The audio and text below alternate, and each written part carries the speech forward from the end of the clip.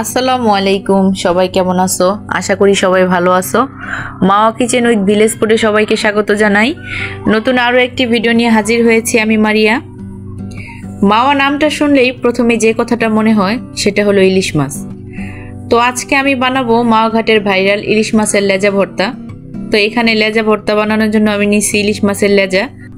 প্রথমে আমি চুলায় একটি কড়াই বসাই দিছি, দিয়ে দিলাম সরিষার তেল।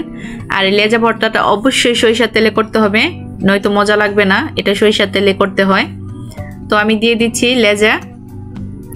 তো এবার আমি লেজাগুলাকে এপিট উপিট করে ভালো করে ভেজে নেব।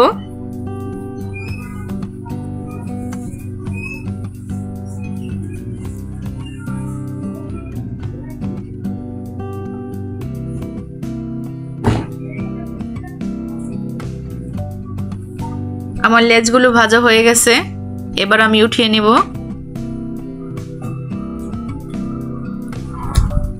আর এই তেলেই আমি শুকনা মরিচ ভেজে নেব। শুকনা মরিচ ভাজা হয়ে গেছে, এবার আমি চলে যাব ভর্তায়। প্রথমে আমি এই লেজাগুলার কাঁটাগুলো খুব ভালো করে ছাড়িয়ে নেব। আর এই কাজটা একটু ধৈর্য নিয়ে করতে হবে। খুব সুন্দর করে কাঁটাগুলো আমি তুলে নেব।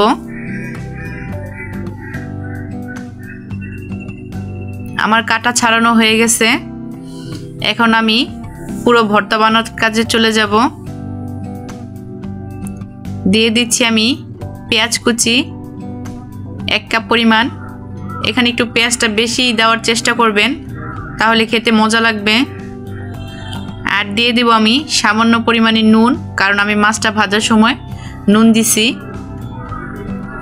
আর দিয়ে দেব শুকনা মরিচ, আমি এখানে 2টা দিছি। আপনারা আপনাদের টেস্ট অনুযায়ী যে যেরকম ঝাল খান ওই রকম দিবেন। এবার খুব ভালো করে পেঁয়াজ আর মরিচ মাখিয়ে নিয়েছি। এবার দিয়ে দেব তেল, আর এটা হচ্ছে আমার ওই ইলিশ মাছ ভাজার তেলটা।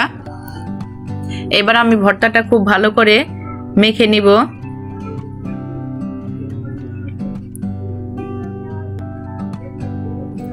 আমার ভর্তাটা বানানো হয়ে গেছে,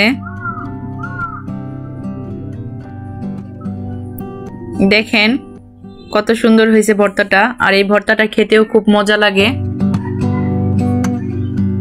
তো আমার এই ভিডিওটি যদি তোমাদের ভালো লেগে থাকে তবে অবশ্যই একটি লাইক করবে এবং চ্যানেলটা সাবস্ক্রাইব করবে এবং পাশে থাকা বেল আইকনটি অবশ্যই ক্লিক করে দিবে।